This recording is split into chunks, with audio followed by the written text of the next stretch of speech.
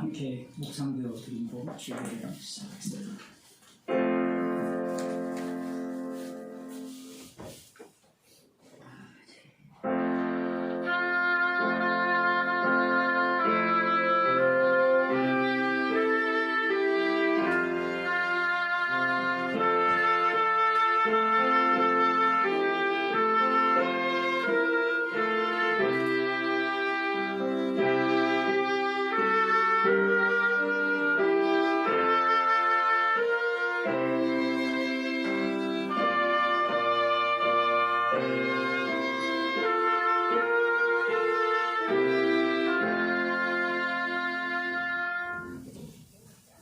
사도신경으로 신앙고백 하시겠습니다.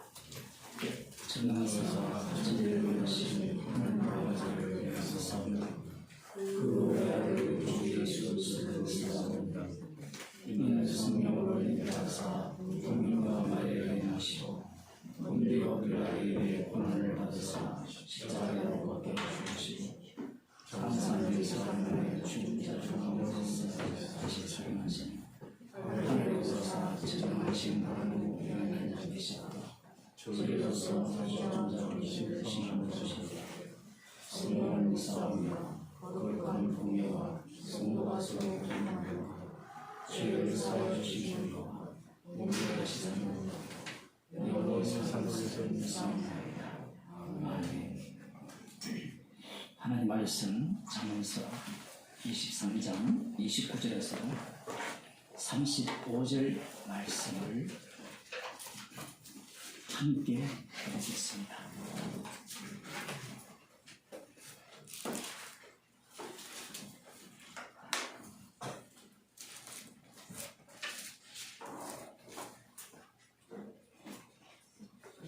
재앙이 네게 있느뇨, 근심이 네게 있느뇨, 분쟁이 네게 있느뇨, 원망이 네게 있느뇨, 까닭없는 장상이 네게 있느뇨, 붉은 눈이 네게 있느뇨, 술에 잠긴 자에게 있고 혼합한 술을 구하러 다니는 자에게 있느니라. 포도주는 굵고 잔에서 번쩍이며 순하게 내려가느니 너는 그것을 보지도 말지어다. 이것이 마침내 뱀같이 물 것이요 독사같이 쏠 것이며 또 내 눈에는 괴이한 것이 보이어 할 것이요 내 마음은 망령된 것을 바랄 것이며 너는 바다 가운데 누운 자 같을 것이요 돛대 위에 누운 자 같을 것이며 네가 스스로 말하기를 사람이 나를 때려도 나는 아프지 아니하고 나를 상하게 하여도 내게 감각이 없도다. 내가 언제나 깰까 다시 술을 찾겠다 하리라. 아멘.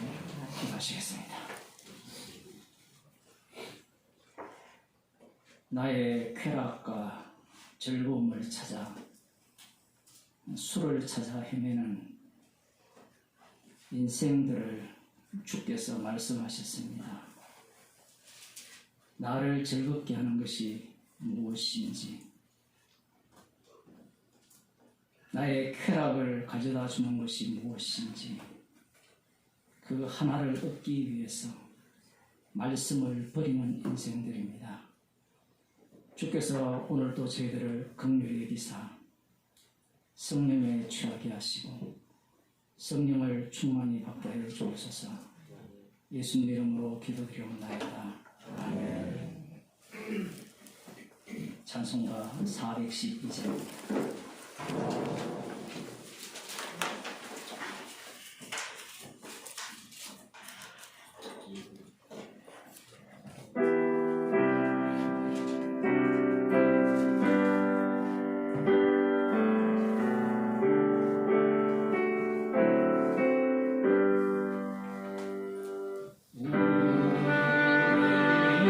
주님 올라올 때라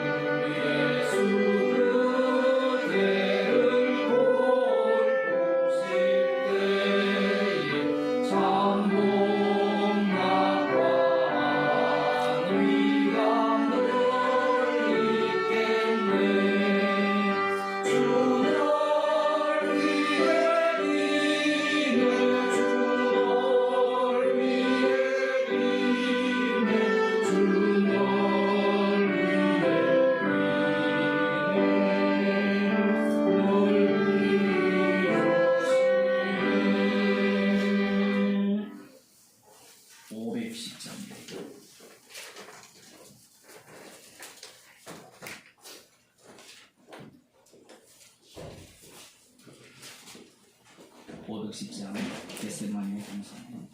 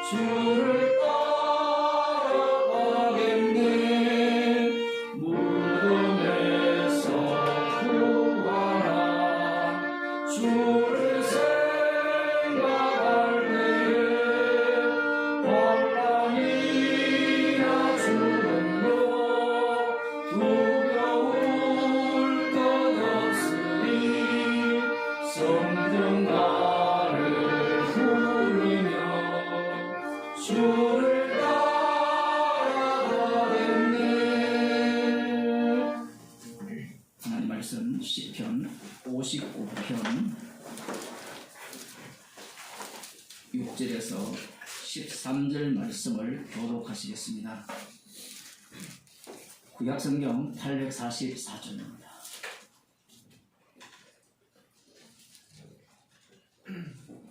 (6절에서) 13절까지입니다. 저희가 저물게 돌아와서 개처럼 울며 성으로 두루 다니고 그들의 입으로 악을 토하며 그들의 날이 있어 이르기를 누가 그리로 하리라. 여호와여, 주께서 저희를 웃으시리니 모든 열방을 비웃으시리이다. 하나님 나의 생신이 그의 힘을 인하여 내가 주를 바라리이다. 나의 하나님이 그 인자심으로 나를 영접하시며 내 원수의 보응받는 것을 나로 목독해 하시리이다. 저희를 죽이지 마옵소서. 나의 백성이 있을까 하나이다. 우리 밖에 계신 주여, 주의 능력으로 저희를 붙이시고 낮추소서. 저희 입술의 말은 곧 그 입의 죄라. 저희의 저주와 거짓말을 인하여 저희로 그 교만한 중에서 사로잡히게 하소서.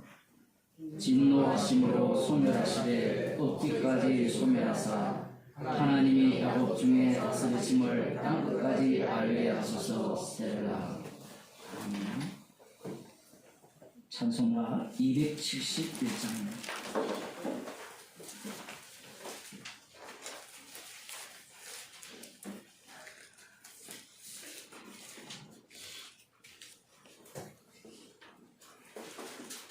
이건 혹시 그 글자가 271장이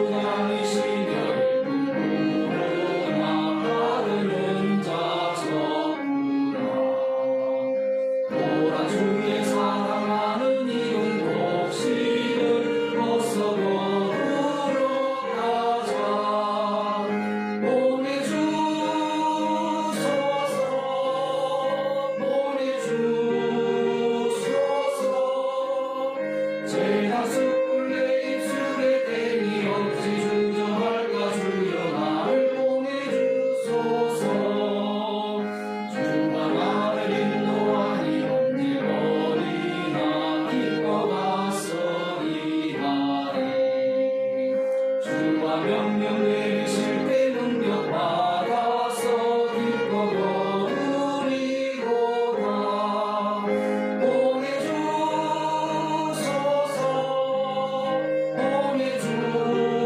보내주소서 재단 숯불 내 입술에 대니 어찌 주저할까. 주여 나를 보내주소서.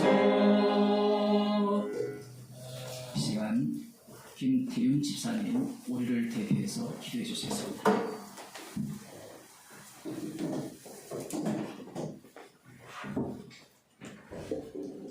기도하겠습니다. 하나님 아버지, 오늘도 저희를 이곳으로 불러주시며 감사합니다. 모여진 저희들이 말씀을 듣고 나누고 교제하면서 이 땅에서 삶이 가치 있음을 알아가는 것이 아니고 속히 이 땅을 떠나야 함을 말씀을 통해 알게 하여 주옵소서.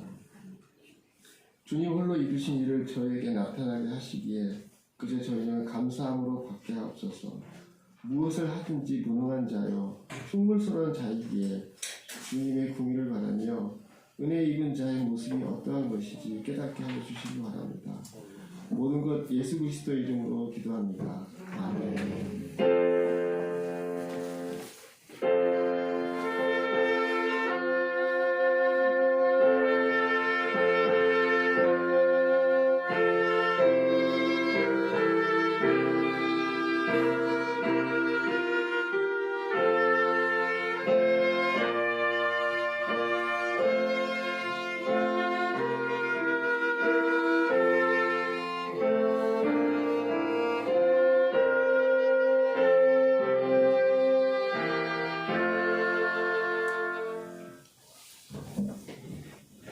하나님 말씀 사도행전 28장 11절에서 15절 말씀입니다. 제가 읽어드리도록 하겠습니다. 신약성경 237조입니다. 석 달 후에 그 섬에서 바동한 알렉산드리아 배를 우리가 타고 떠나니 그 배의 기호는 디오스고로라. 수라구사에 대고 사흘을 있다가 거기서 둘러가서 레기온에 이르러 하루를 지난 후 남풍이 일어나므로 이튿날 보디올에 이르러 거기서 형제를 만나 저희의 청함을 받아 이래를 함께 요하다가 로마로 가니라.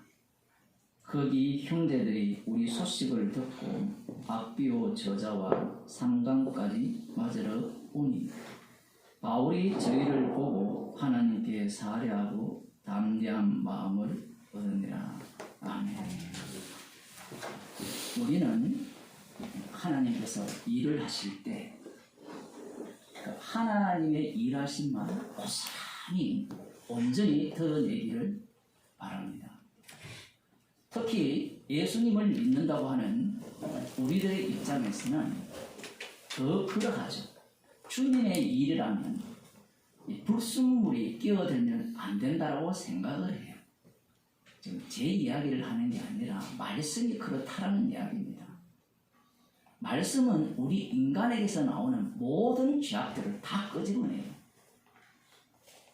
사울의 모습, 다윗의 모습, 아간의 모습, 없는 모습이 없어요. 어떤 사람은 그런 이야기를 해요. 목사님은 설교를 할 때 왜 그 목사를 비난하고 비판을 합니까? 이렇게 이야기를 해요. 그 사람이 나 자신이잖아요. 설교를 거꾸로 듣는 거예요. 우리는 남을 비난할 때 신이 나요. 공격을 하니까. 남을 공격하면 나는 뭐예요? 의롭다는 이야기입니다. 우리가 의로움을 자랑하기 위해서 모인 게 아니잖아요. 그러면 그 예를 왜 드느냐라고 하면 성령이 없으면 우리의 종착 이름이 그런 사람이에요. 가인과 같은 사람이 우리의 모습입니다. 그 모습은 끊임없이 우리 속에서 드러나죠. 여러분에게 만일에 조금이라도 해로운 사람이 있다면 당장 죽여버리고 싶은 거예요. 아마 옛날같이 법이 없었으면 다 죽였습니다. 요즘은 법이 있어도 죽이잖아요. 가인 정도의 힘이 있고 권력이 있고 그 정도의 강력한 어떤 권세가 있다면 그 후에 라멕도 마찬가지죠. 어느 누구도 자기를 건드릴 수가 없습니다. 오늘날로 말하면 한동훈 법무부 장관에다가 검사를 다 깔고 있잖아요. 우리는 그 권력이 얼마나 대단한지를 잘 모르잖아요. 그 정도의 권력이 있으면 누구나를 다 범죄로 만들 수 있습니다. 범죄인으로. 제가 한동훈이 틀렸다는 얘기가 아니라 그 모습이 라멕의 모습이에요. 대통령도 똑같거든요. 뭐 바이든도 마찬가지입니다. 그 짐승이잖아요. 짐승. 이 목사가 짐승을 인정한다는 것은 용납할 수 없는 일이에요. 왜 목사가 짐승을 인정합니까? 나도 짐승의 행세를 하고 싶다라는 거예요. 권력을 얻고 싶다라는 겁니다. 그러면 성도들에게 뭐라고 해야 할까요? 이 권력을 얻어야 우리가 편안하게 신앙생활을 한다. 성경에 보면 편안하게 신앙생활하는 적이 없어요. 아브라함부터 보면 아브라함, 이삭이하고 그 어느 누구도 편안하게 신앙생활하는 적이 없어요. 그러면 이 땅에 오신 하나님의 아들이신 예수님은 편안하게 신앙생활을 한 적이 있습니까? 밤에, 한밤중에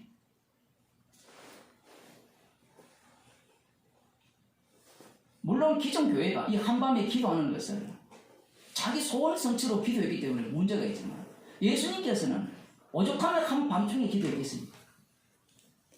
그 기적과 능력을 행하니까 수많은 사람들이 요란스럽게 따르는 거예요.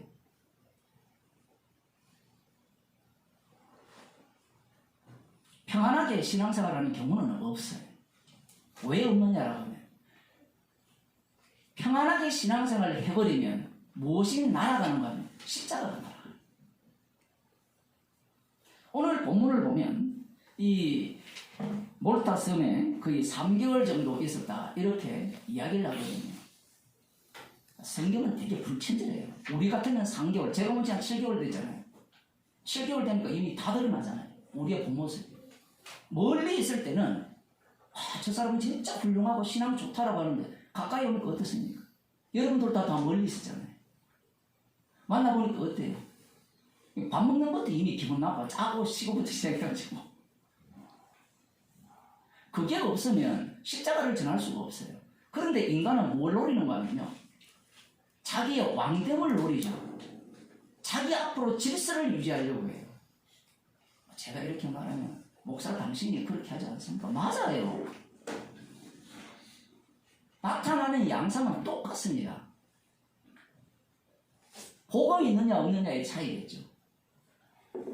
석 달 동안 있으면서 불친절하게 우리 같으면 복음을 열심히 전했다 이런 얘기를 좀 해주면 얼마나 좋아요. 그런 내용이 하나도 없어요. 그리고 더 심각한 문제는 무엇인가 하면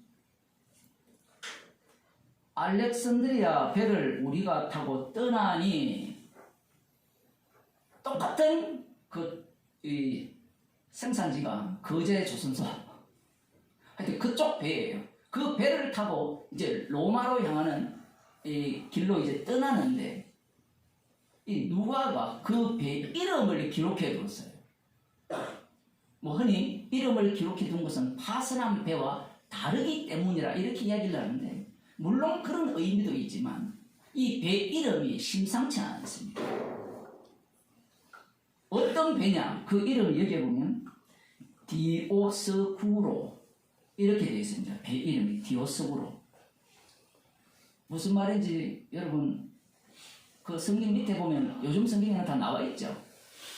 서스의 상동이 아들 그 제우스를 서스라거든요.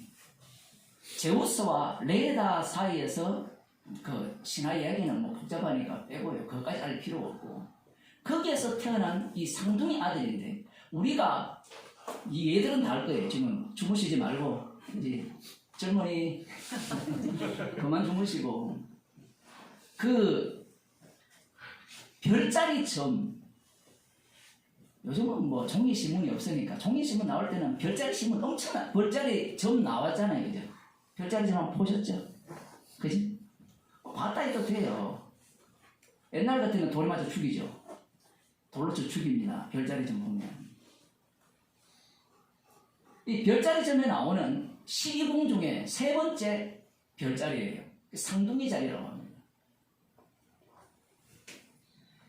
이 상둥이 그 이름이 뭐 제가 보고 할게요. 카스토르와 폴록스라는 이름인데 아무튼 그런 이름이 있습니다. 그런데 이 두 상둥이는 신화상에 이렇게 형제 우애가 좋을 수가 없어요. 이 자기가 가진 권능을 서로 나누어 줄 정도입니다. 여러분 같으면 여러분의 권능을 나눠 주겠어요? 제가 이번에 설날에 뭐 여러분이 이 녹화 올린 거 보셨잖아요. 그 두 번째 이제 같이 예배드린 그분 얘기인데 어떤 사람이 갑자기 돌아가셨대요. 돌아가신 그분이 살았을 때 너무 훌륭했답니다. 형제들에게 돈을 벌면 자기만 다 안 챙기고 다 나눠주고 그런 식으로 했대요. 그래서 너무 훌륭하다 그렇게 얘기하길래 철수옥으로 철상도가 다 주지. 그 정도 줘야 형제 사랑하는 거 아니에요? 요즘은 워낙 각박하니까 흥부가 되면 뭐 흥부입니까? 다 줘도 뭐 그거 왜 주느냐? 절반만 줘도 아무튼 그 정도만 해도 이야 형제 우애가 깊구나. 요즘 세상에 누가 재산을 형제들과 나눕니까? n분의 1로 나누더라도 조금이라도 더 차지하려고 치고받고 싸우죠. 여러분 또 자식 둘 있는 사람 멀지 않았습니다. 그 재산이 없어야 돼요. 그래서 요즘은 부모 재산을 절대로 자식에게 주면 안 된다. 자식에게 주는 순간 안 찾아와요. 그저께 제 아내가 어떤 곳에 가서 봉사를 했는데 거기에 80대 후반들, 90대 노인들 유치원이 있거든요. 눈빛이 다 우리 어릴 때 중학교 때 선생님한테 제일 많이 들었던 얘기가 썩은 동태 눈깔이잖아. 알아들었습니까? 동태 눈깔이라고 하면 눈알처럼. 그 화려하다는 거예요. 눈이 초롱초롱 빛나야 되는데 중학교 정도 되면 사춘기 정도 되면 여기 고등학생들 보면 눈이 초롱초롱 빛나는데 요즘은 다 흐리멍텅해요. 왜? 24시간 휴대폰 보고 있거든요. 눈빛이 빛날 수가 없어요.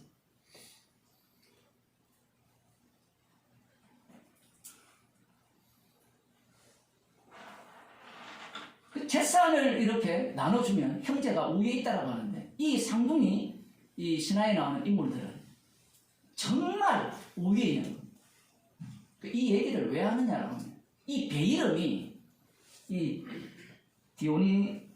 디오스구로 상둥이 이 상을 이렇게 그 뱃머리에 두 개를 이렇게 딱 올려놓고 이렇게 이제 운행하는 배라는 겁니다.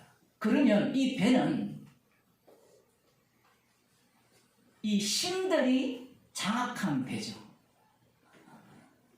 신들이 장악한 배를 타고 로마로 향하는 겁니다. 이들은 뭘 믿고 있어요? 이 신들이 보호해 줄 것이라는 것을 확신하고 있죠. 물론 이 자료를 찾아보면 뭐 온갖 이야기가 있지만 제가 보기에는 형제의 우애관계니까 파도하고 우리하고 친하자. 그리고 이 배에 탄 사람들이 어떤 문제가 닥쳤을 때 일심단결해야 되거든요. 의견이 나눠지면 안 돼요. 의견이 나눠지면 여기에서 살아갈 수가 없는 거고, 그리고 이 별자리는 하지를 기점으로 한 별자리거든요. 그 여름철에는 이 배길이 이 순하게 이렇게 갈 수 있는 그런 어떤 여건들이 있기 때문에 이 배 앞쪽에 이 상을 만든 겁니다.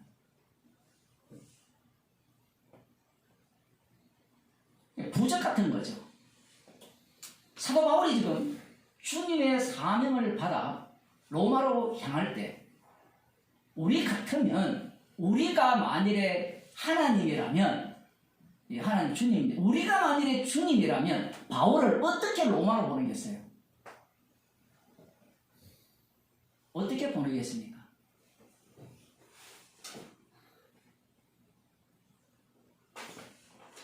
야, 바울이 로마에 왔을 때, 야, 주님이 정말 세상의 어떤 권세와 힘을 조금도 빌리지 않고 사명을 이루게 하시는군요.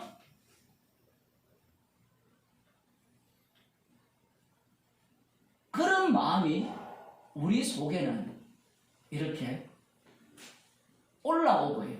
그 이야기를 하고 싶은 거예요. 왜 이야기를 하고 싶은가 하면요. 십자가를 제가려고 그러기 때문에 그래요. 오예배 때 그런 얘기를 하겠지만 간증이라는 게 그렇거든요. 간증을 들어보면 십자가가 완벽하게 제거버립니다. 십자가를. 바울의 간증은 정반대죠. 십자가만 돋보이는 간증입니다. 계시로서의 간증입니다. 지금 제가 왜 이야기를 하는 거냐? 이 복음이 드러나는 자리, 하나님의 언약이 드러나는 자리가 어디냐라고 하면 마귀가 설치는 자리라는 거예요. 여러분이 성경을 읽을 때 깜짝 놀랄 수밖에 없는 게 사도행전부터 우리가 지금 사도행전 끝판에 왔잖아요. 예루살렘 교회가 아나니아와 삽비라가 등장을 하잖아요. 성령 충만 받은 교회입니다. 그러면 그런 인물이 그 속에 들어올 수 없어야 되잖아요. 우리 같으면 첫 보니까 너 가짜리 나가. 이럴 마음이 100%입니다. 성령 충만 받았다라고 하는 사람들. 귀신 쫓아낸다는 목사를 그렇잖아요. 눈빛 쫙 보고 제압시켜가지고 눈빛 보면 그런 목사들 보면 눈빛을 그리 멍청하게 있으면 돼요. 그러면 갖고 놀려고 덤비거든. 근데 주님은 그렇게 일을 안 해요. 복음이 어디에서 드러나는가? 복음이 어떻게 전파되는가? 지금 사도행전을 거의 끝나가는 이 시점에서 복음이 어떻게 드러나고 어떻게 전파되었습니까?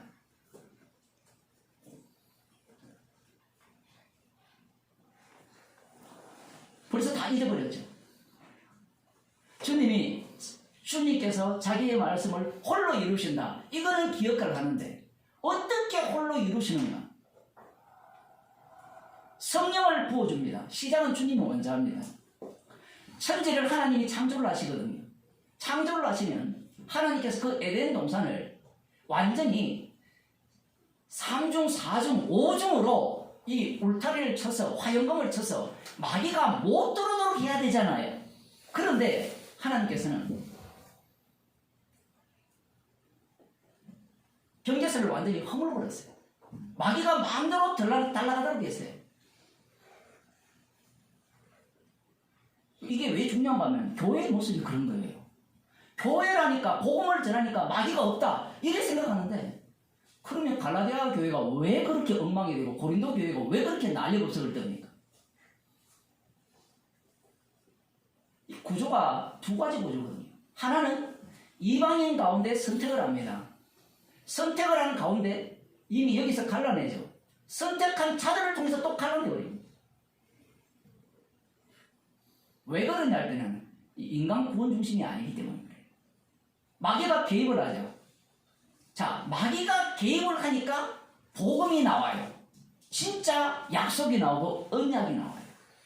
정말 신기한 일이거든요. 우리 같으면 오늘날 신학에 의하면 하나님의 언약이 먼저 있다. 창세전 언약이 먼저 있다. 에베소서에 나오거든요. 창세전에 그리스도 안에서 택하사 이 창세전 언약이 먼저 있다. 이걸 주장하고 싶잖아요. 여러분들은 목사가 아니기 때문에 별로 관심이 없겠지만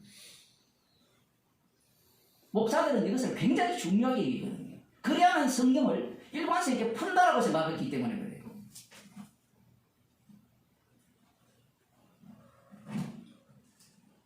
그런데 창세기를 보면 그렇게 시작을 안 해요. 창조하시고 마귀가 거기에 개입합니다. 마귀가 개입 안 하면 뭐가 안 나와요? 약속도 안 나오고 여자의 후손도 안 나오고 뱀의 실체도 제대로 드러나지 않습니다. 뱀은 유혹을 했지 뱀이 여자의 후손의 발꿈치를 무는 얘기는 없는 거예요. 예수님을 십자가에 못 박아 죽이는 이야기는 없습니다. 마귀가 개입함으로 말미암아 본격적으로 복음이 나옵니다. 여자의 후손과 뱀의 후손. 그 전쟁 속으로 몰아넣는 거예요.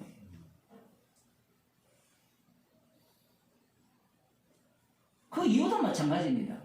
가인과 아벨과의 모습 속에서 어떻게 복음이 나오느냐? 하나님께서 또 개입을 합니다. 아벨과 그 제물은 받으시고 가인과 그 제물은 안 받습니다. 안 받는 순간 누가 또 화를 내요? 가인이 화를 확 냅니다. 화를 확 내서 아벨을 죽여버리죠. 이 구조가 독특해요, 성경이. 죽어버리니까 아벨 대신 셋을 줍니다. 그리고 더 놀라운 것은 이 가인이 에녹성을 만들고 그 후손 라멕이 강력한, 오늘날로 말하면 제국을 건설한 거예요. 그런 것들이 건설되어져야 세상은 악마의 세계 속으로 휘말리는 겁니다. 마귀가 예수님 앞에 나타나서 뭐라고 이야기합니까? 세상 권세와 영광을 다 내게 줬다라고 하거든요. 그 마귀의 말이 누구의 말인가 하면 라멕의 말이에요. 이후에는 느부갓네살 왕의 말이고요. 로마 황제의 말이 됩니다. 오늘날로 말하면 누구예요? 문을 좀 닫아주세요. 오늘날로 말하면 이 공산주의에서는 그게 없는데 이 민주주의 국가에서는 나가 그 자리를 차지하게 되는 겁니다. 나 개인이. 주님의 일하시는 방식이 이런 방식입니다. 그 이후에 하나님께서 누구를 부릅니까? 아브라함을 선택을 하잖아요. 아브라함을 선택해서 약속을 주실 때 그 약속에 대한 이해가 어떠하냐라고 하면 아브라함은 나름대로 그 약속에 대해서 해석을 합니다. 지금 다 아는 이야기를 왜 하느냐 하면 알아도 소용없다는 얘기예요.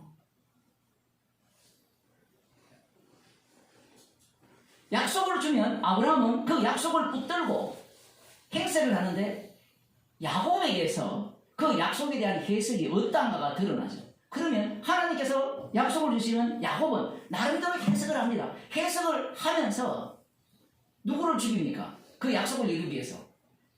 야곱 가까이서 하나님과 씨름해서 이겨버립니다. 하나님을 죽여버립니다. 그 죽임 당한 자리에 또 언약이 꼽혀요. 네가 야곱이다마는 이스라엘이라 하리라. 정말 신기하죠. 주님 일하시는 방식.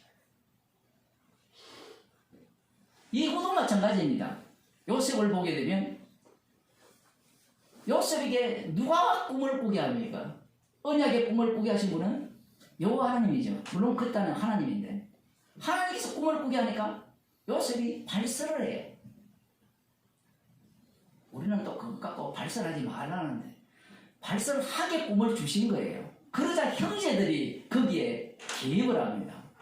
개입을 해서 요셉을 죽이려고 하죠. 그래서 애굽에 팔아먹습니다. 그 과정 속에서 요셉의 꿈이 어떤 식으로 이루어지는가, 그 꿈의 내용이 그 전 과정을 통해서 드러냈습니다. 마태복음 4장을 한번 보겠습니다.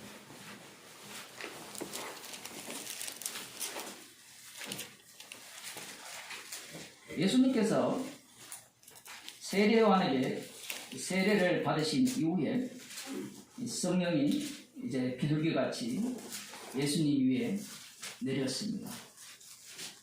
자, 그러자 그때에 예수님께서 성령에게 이끌립니다. 예수님은 여러분이 잘 아셔야 되는 게 예수님은 죽을 때까지 성령에게 이끌려서 사셨어요.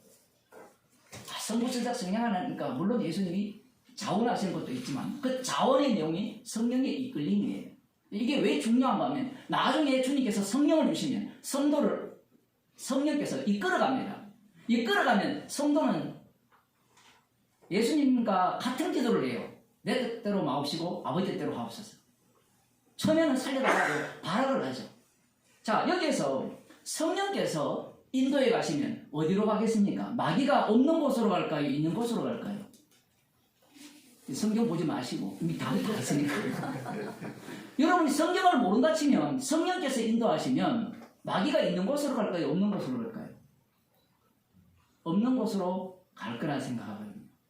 우리가 예수 이름으로 승리를 얻겠네. 마귀는 뭐 물러난다. 뭐 이렇게 배웠잖아요.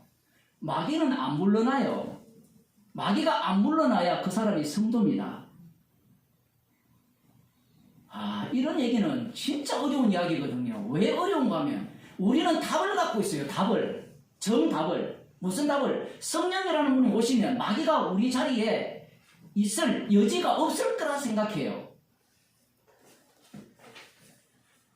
마귀가 우리 자리에 없으면 그 사람은 절대로 십자가 앞에서 죄인이 안 돼요. 십자가를 자랑하지 않습니다. 마귀가 없어버리면 나는 모든 걸 다 안다라고 해버리죠. 진리를 안다. 이게 선악과 먹어서 모든 인간들이 미쳐서 그래요. 이 정신병에 걸렸기 때문에. 성령이 없는 자의 특징은 뭔가 하면 자기 나름대로 생각을 해요. 자기 나름대로. 구약에 보면 다 나오거든요. 나오는데 자기 나름대로. 이 삼손이야말로 성령 받은 자의 모델 중에 모델이거든요. 근데 우리는 삼손을 보면서 성령 받으면 저 사람과 같이 지저분하게 살지 않고 나는 정말 말씀대로 살 거라 그렇게 생각을 해요. 근데 여러분 그렇게 살 수 있습니까? 그렇게 주장하는 부류가 있어요. 이 워즈만니 계통인데 제가 어떤 목사님을 아는데 그분은 성도는 정말 돈을 벌어도 깨끗하게 벌어야 된다는 거예요. 깨끗하게 버는 방법이 뭔가 하면요. 공무원 되는 길이에요.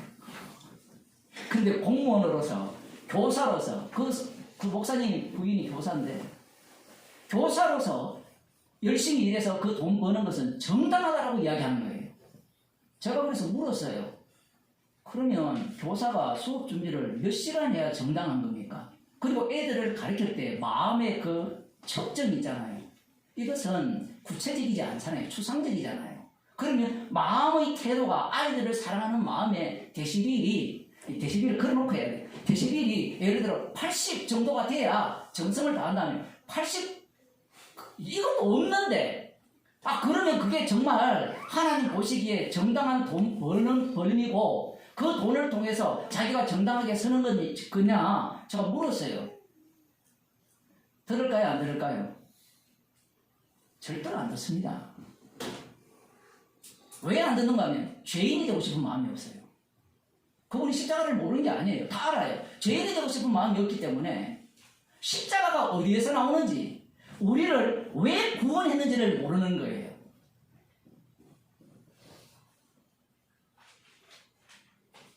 정말 영의 사람이 되고 싶은 겁니다. 영의 사람이 되면 예수님처럼 살게 되거든요. 성령이 인도하시면 항상 가는 곳이 어디? 마귀가 있는 곳으로 갑니다. 지금 사도행전을 보면 이 사도행전과 상관없는 이야기가 아니에요. 여러분들은 지금 사도행전을 다 꿰뚫고 있기 때문에 제가 드리는 말씀입니다. 사도행전을 보면 성령께서 어디로 집어넣어버립니까? 성령 충만이 있으니까 그 세계를 어디로 집어넣습니까? 마귀 속으로 집어넣어버려요. 그래서 방언을 하니까 사도행전 2장을 한번 봅시다. 먼저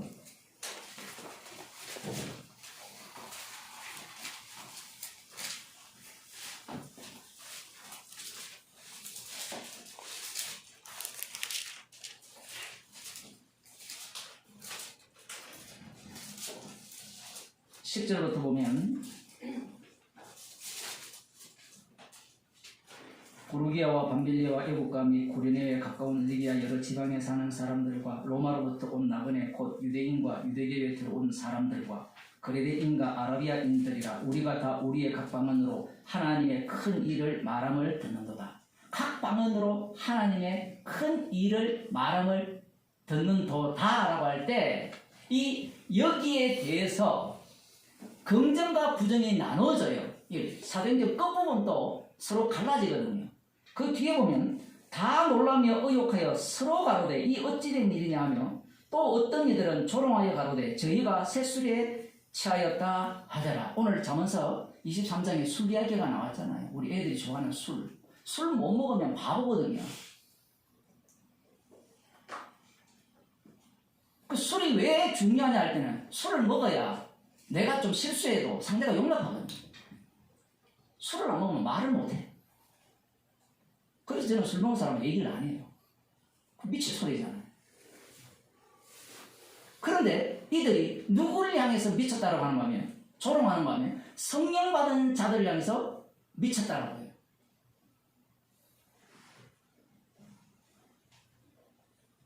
하나님의 큰 일은 너희가 십자가에 못 박은 예수가 심판주가 되셨다라는 얘기입니다. 이 얘기를 누가 들었어요? 방금 유대인들 그리고 유대교에 들어온 자들이 들은 거예요. 그들이 지금 하는 이야기입니다. 구약에 의하면 심판주는 여호와 하나님 한 분뿐입니다. 그런데 나사렛 예수라는 그 사람이 우리야 성령이 잉태됐다는데, 성령이 잉태되면 증거 대보라 하면 누가 되겠어요? 그걸. 그 나사렛 예수가 십자가에 못 박혀 죽었어요. 아무 힘도 발휘 못했어요. 십자가에 달렸을 때 초롱만 당하고 비부스만 당했거든요. 그런 예수가 부활했다는 겁니다. 그 부활한 예수 본 사람 손 들어봐라 하니까 그 전하는 사람만 손 들어요. 아, 이거 정말 재밌죠, 성경이. 아니, 주님께서 부활한 모습을 믿지 않는 자들에게도 다 보여주시면 얼마나 좋겠습니까? 우리가 복음 전할 때 그런 마음 꿀떡 안 갔습니까? 주님께서 이걸 좀 알려주면 얼마나 좋습니까? 이 사람에게도 좀 알려주면, 그러면 저 사람이 믿지 않겠습니까? 절대로 안 알려줍니다. 절대로 보여주지 않아요. 그러니 저들이 보기에는 미친 소리에 불과한 겁니다. 재밌는 것은 이들의 조롱으로 인하여서 복음이 폭발하게 됩니다. 복음이. 우리는 조롱이 없고 마귀가 개입하지 않은 자리에서 복음이 막 나올 것 같죠? 그런 거는 가리킨다라고 얘기해요. 신천지나 이런 동네는요, 마귀가 없어요. 마귀는 어디 있는가 하면 바깥에 있어요. 다른 방도 그럴 수도 있죠. 그런가요? 제가 거기에 안 들어가 봤어요. 그죠? 마귀는 다 바깥에 있어요. 마귀가 바깥에 있으면 안에는 뭐만 있어요? 성동만 있죠. 성령만 함께 하잖아요. 그 성령이라는 자체가 이미 엉터리기 때문에, 성령만 함께 하기 때문에 그들을 향한 공격은 누구만큼도 없어요. 뭐만인가? 더 배우고 더 열심히 살고 행동을 똑바로 하고 부족한 걸 채우고.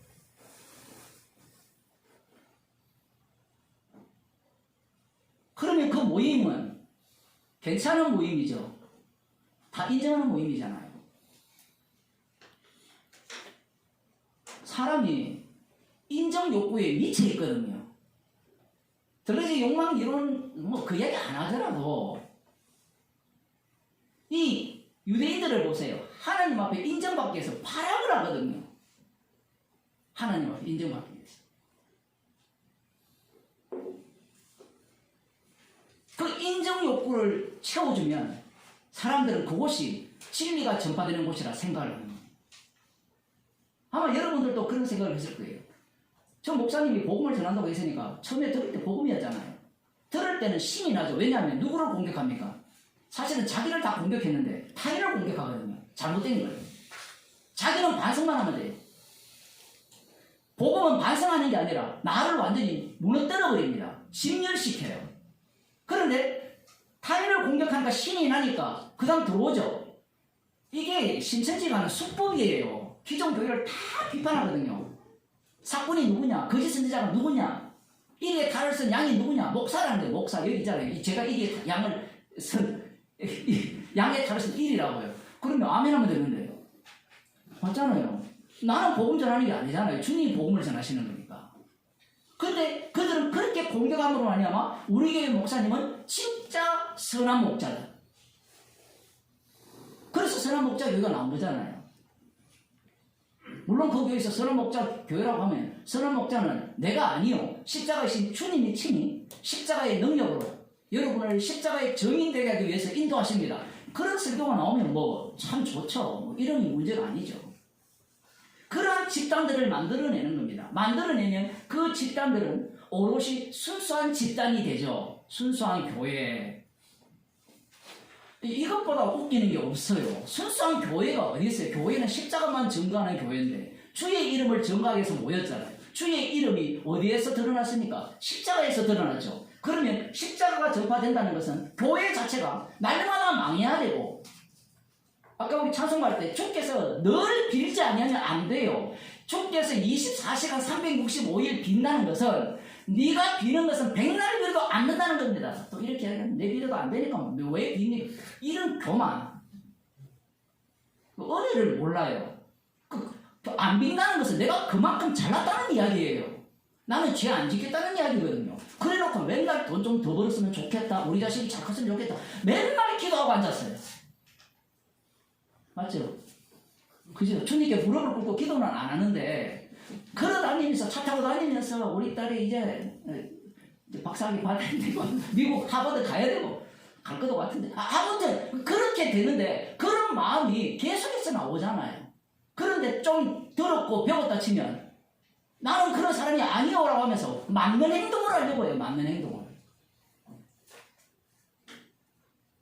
어제 어떤 목사님과 통화하면서, 그러니 우리는 죄만 지어야 되겠네요. 그렇게 이야기하더라고요. 제가 그래서 얘기했습니다. 우리는 죄만 짓는 게 아니고 죄밖에 안 나와요. 죄만 짓는다라는 의미는 어떤 이야기인 거면, 말씀을 이루기 위해서 자기가 죄를 짓겠다라는 거예요. 그 말씀 근처도 못 갔어요.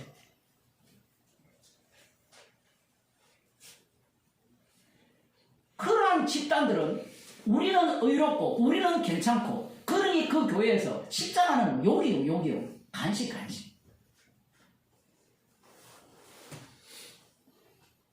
십자가를 언급 안 한다는 게 아니라 십자가가 처음이고 끝이고 다예요. 그 외의 거는 아무 소용없습니다. 왜냐하면 세상 자체를 주를 위해 만들기 때문에 그래요. 만일에 소용이 있다면 우주 만물을 불사르지 않아야 됩니다. 그리고 소용이 있다면 우리 중에 어떤 것은 남겨둬야 돼요. 그런데 주님이 어떻게 해버립니까? 썩을 것으로 심고 썩지 않을 것으로 굳어버려요. 성령을 줘가지고 교체 작업해버리죠. 교체 작업해버린다는 말은 그 속에는 나라는 존재가 계속해서 있으면서 또 다른 나 대신 예수님, 그 예수님을 증거하는, 이 십자가를 증거하는 배라는 겁니다. 배. 그것이 그 속에 들어있는데, 이 선악과를 따먹은 인간들은 순수를 원해요. 순수. 바리새인들이 문제가 뭐였습니까?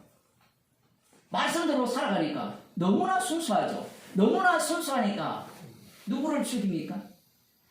예수님을 죽여버립니다. 예수님은 자기 몸을 대성물로 내어주기 위해서 오셨거든요. 십자가에 못 박히지 않는 분은 주님이 될 수가 없습니다. 처음부터 그것이 하나님과 아들의 약속이었어요. 그런데 바리새인들 입장에서는 그것보다 무엇이 중요해요? 나의 구원이 중요한 겁니다. 제가 나의 구원이라니까 그 정도는 나 알지. 나의 구원, 내가 중요하다는 내가. 왜 내가 중요한가 하면, 자기들이 망하면, 로마 제국이 쳐들어와서 자기들이 망하면 하나님의 언약이 이루어질 수 없다라는 논리를 펴는 거예요. 그런데 예수님이 뭐라 했습니까? 이 돌들로도 아브라함 자손 만들어버린다죠. 세례요한이 그런 외치면 했지만 주님이 그거 못하겠습니까? 상대는 우리는 아브라함의 자손이야. 우리가 없으면 하나님의 언약은 절대로 성취될 수 없어. 그 논리를 펴는 겁니다. 오늘날 교회가 그렇죠. 교회가 없으면 주님이 전파 못 된다. 맞아요, 틀려요. 한편으로는 맞고요, 한편으로는 틀렸습니다. 주의 이름으로 부르심을 입은 자들은 다 교회잖아요. 그런데 그 교회를 통해서 복음이 전파되는 방식이 뭔가 하면 외부적, 내부적 요인이 있습니다. 외부적으로는 이 복음을 핍박하는 자들과 싸우지만 내부에서는 어떤 일이 일어나요? 내부에서 똑같이 복음을 대적하는 자들이 나오는 거예요. 복음을 대적하는 자의 특징은 딱 하나밖에 없습니다. 성경에 보면 자기가 예수님의 우편에 앉고 싶은 거 이것밖에 없어요. 그 이유 외에는 없습니다. 그 사람들이 뭐 신천지나 이런 동네 가는 사람들이 뭘 이야기해요? 그 가서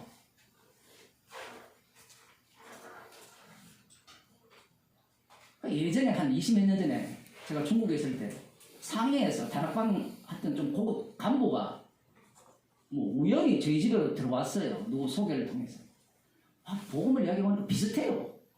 뭐 기존 교회를 다 비판하고 아닌 걸 아니다 다 이야기하는데 나중에 창세기로 올라가니까 뭘 얘기하는가 하면 야 이 선악과를 마귀가 따먹었는데 주님이 해결해서 이제 주님이 우리에게 각양 축복을 주신다. 이 소리를 하는 거예요.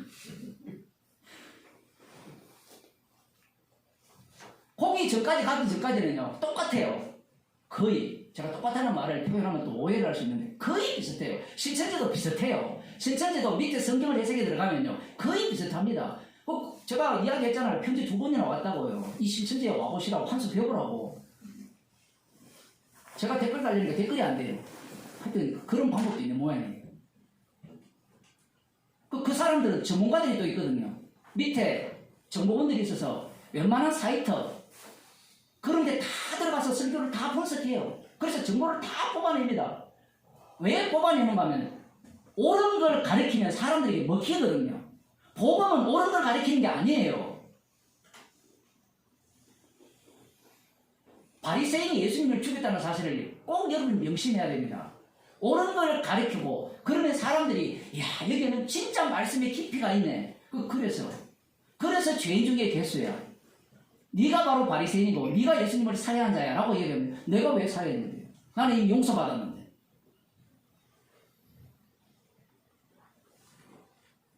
이들의 조롱, 이 악마가 등장하죠. 조롱을 하니까 베드로와 11 사도가 같이 폭풍 복음을 쏟아냅니다. 아마 우리들도 똑같은 경험을 하셨을 거예요. 마귀가 끌적거려야 복음이 막 쏟아져 나오거든요. 마귀가 끌적 안 거릴 때는요 맞는 이야기를 막 이야기해요. 그거 안 통하거든요. 야 나는 복음을 전했는데 왜 안 듣지? 2가지 요인이 있어요. 주님이 안 듣게 해서 안 듣는 건 분명한데요. 가르치려고 하니까 상대가 한 수 배우겠다 하면 듣거든요. 그러면 사람들이 한 수 배운다고 하면 그 사람은 믿는 자라 생각을 하거든요. 근데 우리는 그렇게밖에 안 되잖아요. 복음에 전했는데 동의하니까 그럼 믿는 자라고 인정해야 되지. 그러면 어떻게 해야 돼요? 근데 그게 다가 아니에요. 그 복음의 과정을 보게 되면 옳은가 그름에서 어디로 넘어와 버린 거면 이 선악 구조가 와장창 무너지는 쪽으로 넘어와야 돼요. 그렇게 넘어오지 못하면 결국은 누구의 입장이 되느냐 할 때는 나를 중심으로 한 유대인들의 입장에 서는 겁니다. 그게 오늘날 구원파들입니다. 구원파들은 내가 무너지지 않아요. 내가 망하지 않는다라는 거예요. 구원파는. 날마다 진멸당해야 되고 날마다 망해야 되는데 이 구원파들은 자기 구원에 확신을 갖고 있어요. 바탕이 뭡니까? 지식이에요. 지식. 그런데 아까 제가 노인들 이야기했죠. 우리 권사님도 좀 멀지 않았죠. 죄송합니다만 정신도 흐릿하고 아까 꼭 술 잡수는 것 같잖아요. 술 많이 먹으면 지정신이 때리도 안 아프고 아무튼 그런 상황으로 넘어가면 모든 지식이 어떻게 돼요? 무너지죠. 그러면 그때는 어떻게 구원받겠습니까? 복음이 떨어지면 감사가 나오고 십자가가 밝히고 있는 죄인이 되면 이것보다 큰 즐거움이 없는데 복음이 떨어지면 그런 자들의 특징은 나보다 알아요. 배웠어요.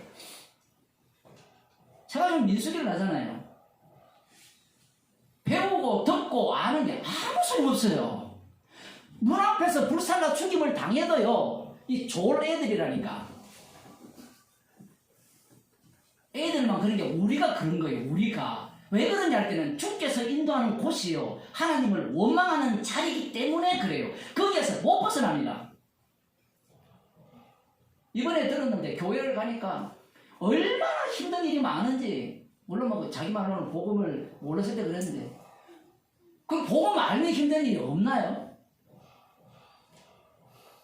복음을 알면 어떤 것도 어려움이 없더라. 그것보다 거짓말 없어요. 똑같아요. 병원에 똑같이 가고 제가 한국 와서 제일 많이 본 곳이 병원이거든요. 한 7개월 동안에 약 먹은 게 한 4달 정도 되는 것 같아요. 쉬지 않고 먹는 약이에요. 그거 피할 수 있습니까? 그러면 사람들이 이렇게 이야기하거든요. 네가 복음 똑바로 전하고 예수 잘 믿으면 기도하면 병 안 걸려. 그런 사람한테는 묻고 싶어요. 당신은 안 늙어요? 근데 안 늙는다면 내가 그거 듣고 싶어요. 믿겠어요. 안 늙으면 제일사건 사망이거든요. 그 법칙에서 아무도 못 벗어납니다. 사람들은 계속해서 미혹당하죠. 이 복음은 순수해야 되고 복음을 알면 우리는 그 깨끗한 속에서 하나님께 영광 돌려야 된다. 하나님께 영광 돌린 분은 십자가이신 예수님 뿐입니다. 어떤 인간도 하나님께 영광 돌릴 수가 없어요. 우리로 말미암아 하나님께 영광을 돌리게 함이라. 그 말씀의 취지는 우리는 뭐가 돼야 되죠? 죄인 중에 괴수가 되고 피 흘리신 분만이 오로지 아버지의 뜻을 의를 다 이루셨다가 되어야 되는 겁니다.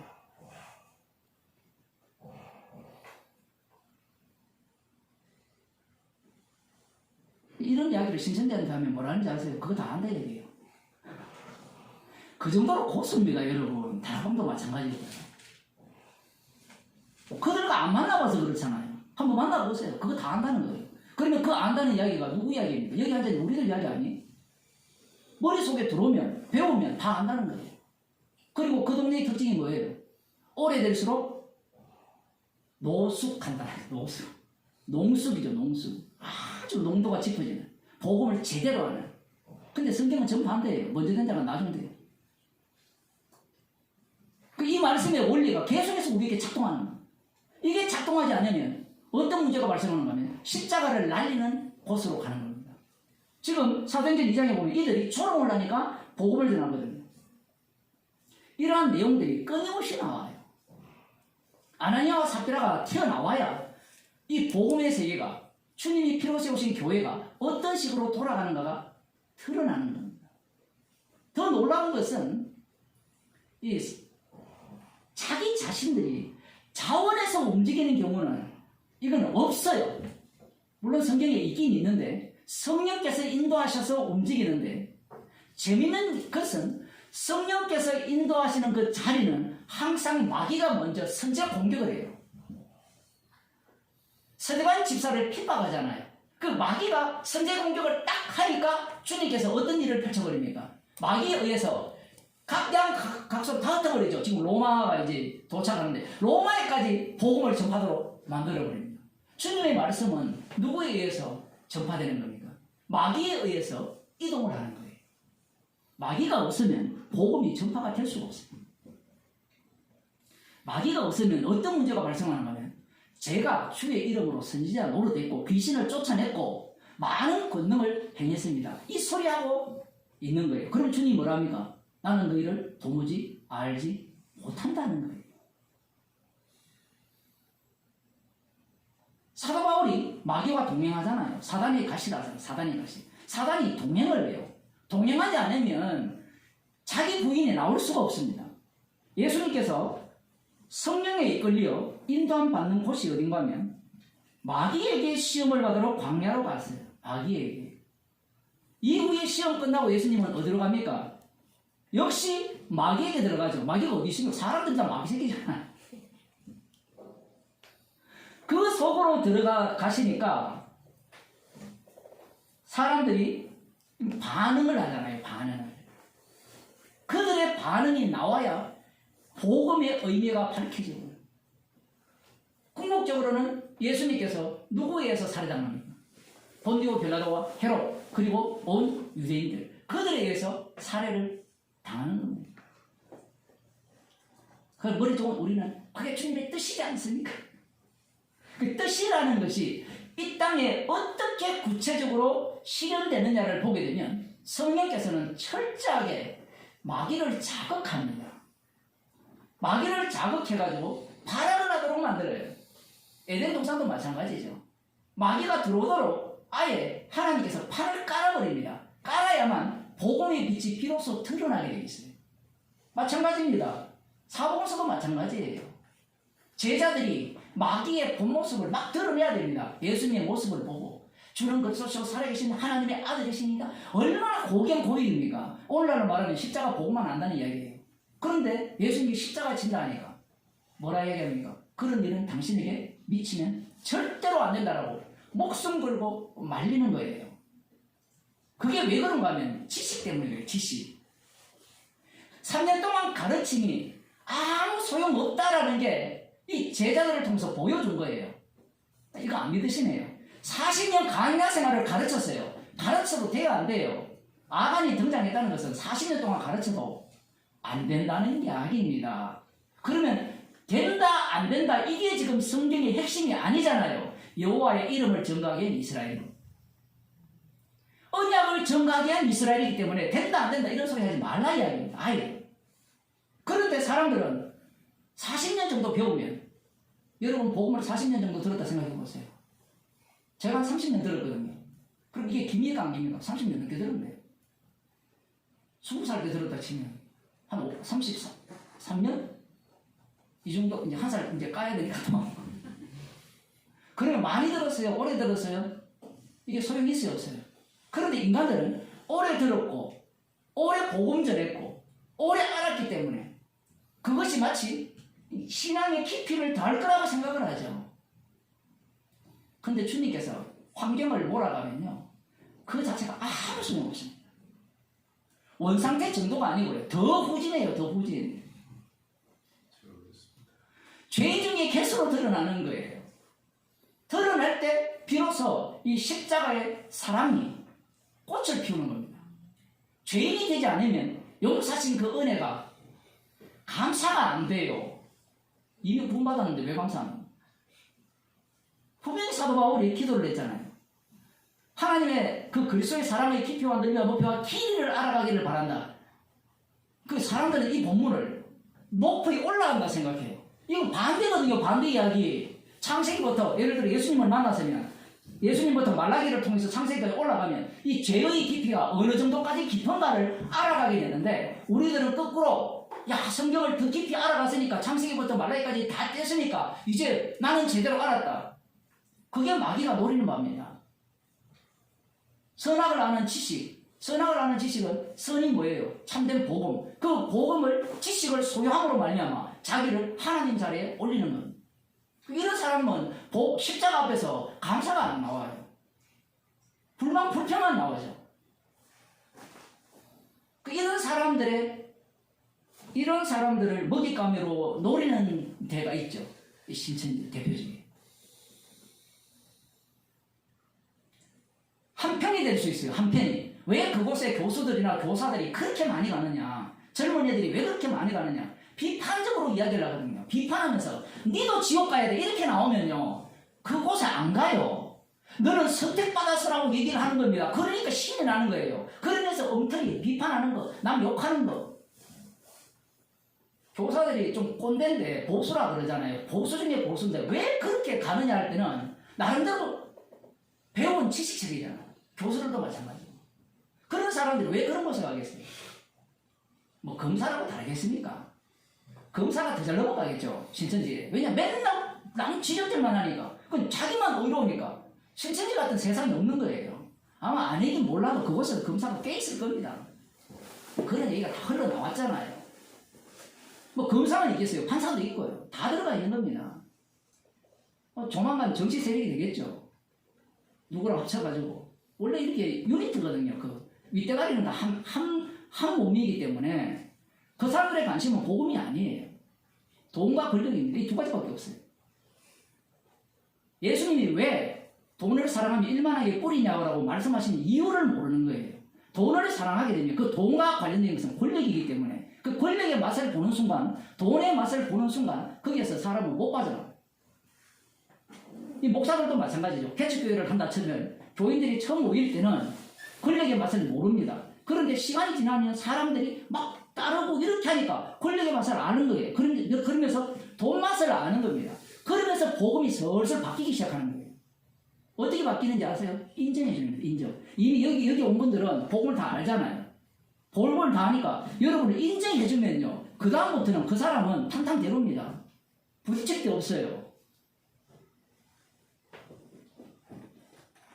물론 그들이 복음을 모르죠. 복음을 모르기 때문에 결국은 이 사람이 듣기 좋은 소리로 이 설교가 점점 흘러나가면서 나중에는 자기 중심으로 교회를 꾸려버립니다. 이렇게 이야기하면 니도 안 그러냐?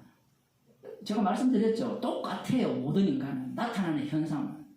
복음이 나오느냐 안 나오느냐의 싸움이에요. 마지막에는. 그런데 이 신천지는 그렇게 하는 것에 대해서 공격을 해버려요. 이렇게 모이는 것을 공격을 한다고요. 저거 봐, 또 목사가 지 교회 하려고 하지 않느냐? 그러면 지는 저것들은 완전 피라미드 구조를 만드는 거예요. 똑같아요.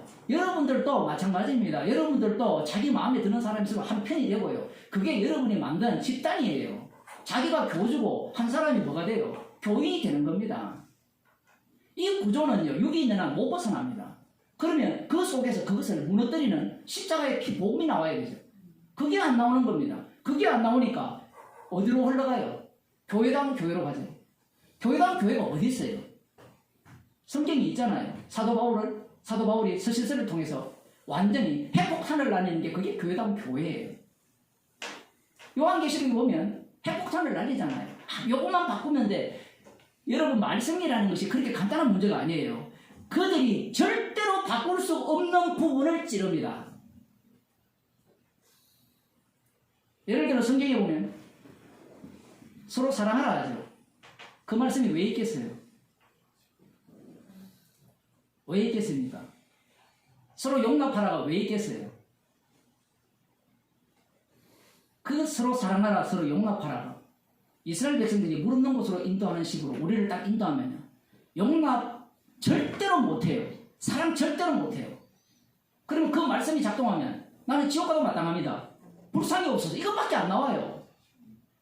서로 사랑하지 않기 때문에 그런 성경을 여러분들이 잘 안 읽으시기 때문에 읽으신 죄송합니다만 잘 읽으신 줄 모르겠습니다. 그 말씀이 완전히 핵폭탄급이거든. 그런 말씀을 주셨다는 것은 우리는 용납 못할 인간이에요. 그러면 무엇이 밝혀 보여야 되는 겁니까? 십자가가 밝혀 보여야 돼요. 나 저런 인간도 용납해야지. 용납하면 안 돼요. 여러분이 용납해버리면 그 인간이 여러분들을 잡아먹어버립니다. 우리는 목사가 저 성도가 왜 나를 용납하지 못하느냐 이렇게 생각을 하잖아요. 용납하면 그 사람이 어떤 행동을 취하겠어요? 자기가 옳다라고 하지 않겠습니까? 죄인이 돼야 되는데 용납하는 인간이 되는 거예요. 그러면 그 사람은 훌륭한 인간이 되는 겁니다. 그래 목사님 용납할 일은 없습니까? 있죠. 죄인 중에 개수가 되면 용납이 되는 거예요. 용납은 용납이 되는데 문제는 문제를 다 처결해야 돼요.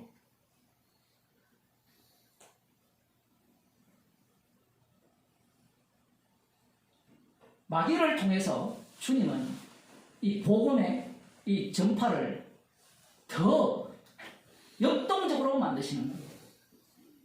마귀가 없으면 어떤 문제가 발생하는가 하면 자기가 옳다라고 생각해요. 자기가 옳다라고 생각해요. 지금 사도행전 제가 이리 다 찾아놨거든요. 그 1장부터 3장, 4장, 5장, 6장, 7, 8, 9, 10, 11, 12, 27장까지 이 마귀가 적극적으로 활동을 합니다. 활동하면 활동할수록 복음은 전파되고 복음 전하는 자는 얻어 터지고 나그네처럼 계속해서 오늘 또 정처 없이 자기는 없어요. 주님의 인도하심을 따라서 가라는 대로 가고 서라는 대로 서고 지금 이 배를 타고도 마찬가지죠. 완전 우상숭배 배 여러분 이런 곳에 가고 싶습니까? 만약에 여러분이 복음을 아는 사람인데 옆에 절간에 다니는 사람들이 여러분을 도와준다 그러면 도움을 받으시겠죠. 다 믿음이 좋았습니다. 밥 먹을 때 없으면 절에 가면 돼요. 그죠? 근데 우리는 내가 예수님을 믿는데 왜 절에 가서 밥을 먹어? 이런 태도를 갖고 있어요. 그런 논리라면 여러분 돈 거래도 하지 말아야 돼요. 그 돈이 어디서 나옵니까?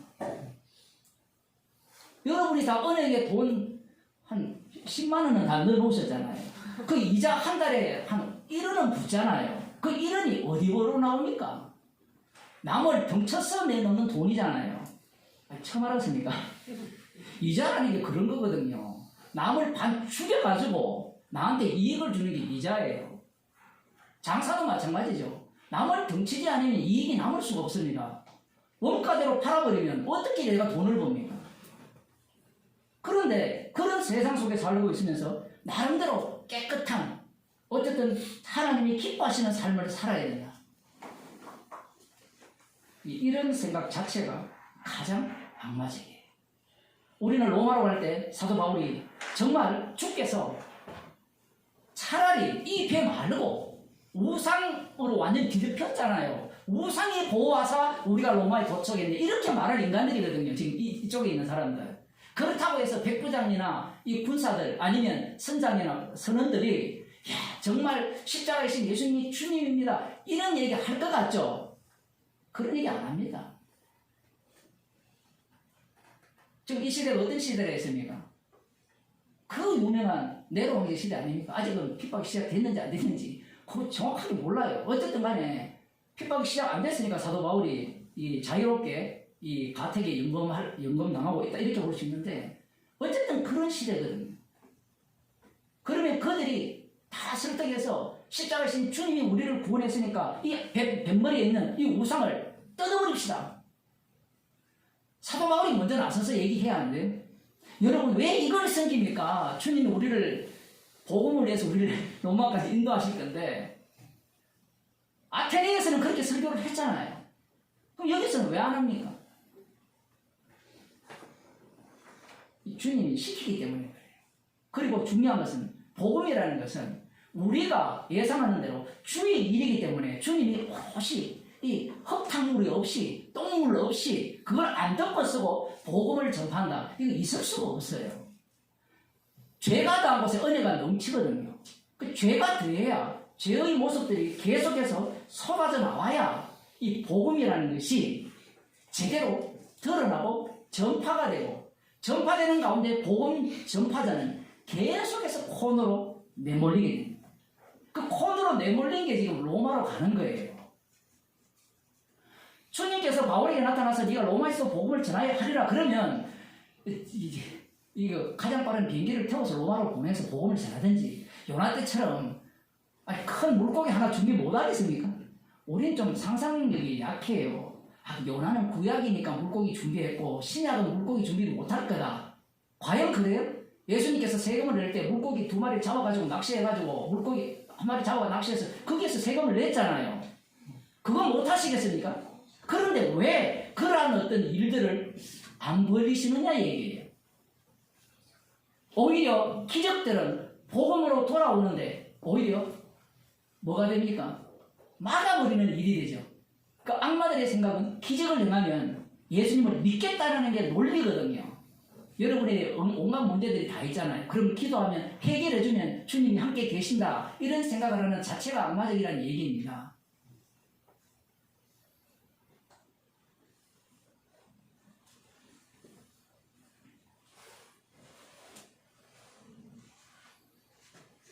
주님께서 성령에 끌려 이 마귀에게 시험을 받으신 거예요. 성도가 성령을 받으면 어디로 들어가요? 너희는 세상의 소금이고 빛이라 되죠. 그 세상은 어떤 세상입니까? 마귀가 들끓는 세상이고 물론 본인도 마귀죠. 차이점은 딱 하나 있습니다. 하나는 빛의 비침을 받았고 저쪽은 빛의 비침을 못 받았어요. 그러니 저쪽은 이 빛을 비춰도 빛을 알아보아야 못 알아봐요. 못 알아보는 거예요. 그러면 저쪽이 발악을 할 거 아니에요. 그 발악하는 모습들이 12 제자의 모습이고 예수님의 기적을 보고 따르는 자들의 모습이고 유대인들의 모습이고 그리고 헤로스의 모습이고 본디오 빌라도의 모습인 겁니다. 그 속에서 예수님께서 십자가에서 이 모든 것을 다 이루심을 전가하는 거예요. 성도가 살아가는 현장이 어떤 현장이냐라고 하면 분명 주님이 조성하신 환경이고 현장이에요. 그런데 그 속에는 누가 활동을 해야 됩니까? 마귀가 부지런히 활동을 해야 돼요. 거기에서 벗어날 생각을 말아야 됩니다. 우리는 거기에서 벗어나면 신앙생활 잘할 거라 생각을 하는데 벗어나면 신앙생활 더 안 잘해요. 오래 살아보니까 그렇잖아요. 주님 이것만 해결해주면 그런 응답 많이 받아봤잖아요. 그런 이것만 해주면 주님 잘 섬기겠습니다. 잘 섬기기는 뭘 잘 섬겨요? 그 10명의 문둥병자처럼 그러면 나 살겠다 하고 자기 길로 가버리죠. 그게 인간의 본 모습이거든요.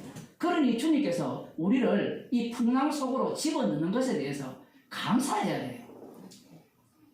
죄가 깊이 드러나는 곳에 은혜가 넘쳐요. 얼마나 신나는 일입니까? 그러니 주님께서 당하게 하시는 이 성령의 인도하심이죠. 이 마귀 속으로 집어넣어서 십자가만을 증거하게 하시는 그 사건 속으로 들어감에 대해서 감사하는 성도들 저와 여러분이 되시기를 바랍니다. 기도하시겠습니다.